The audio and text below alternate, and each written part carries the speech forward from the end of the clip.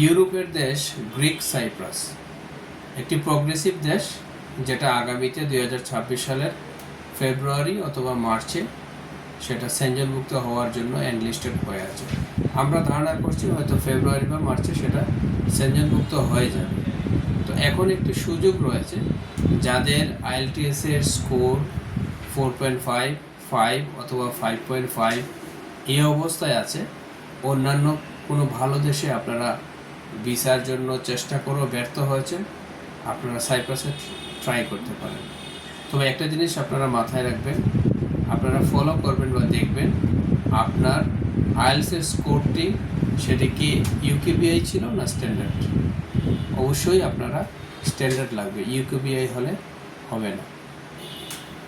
আপনার 11 থেকে 12 লক্ষ টাকা আপনার ব্যাংকে জমা করে সেটাকে ব্যাংক স্টেটমেন্ট হিসেবে দেখাতে পারবেন, কিন্তু আগামী দিনে সেটা হবে কি না এটা নিশ্চয়তা দেওয়া যাচ্ছে না। বাট এখন আপনারা এই কন্ডিশনে যদি আপনি ব্যাংক স্পন্সরশিপ এভাবে দেখান, ওনারা মেনে নিচ্ছেন।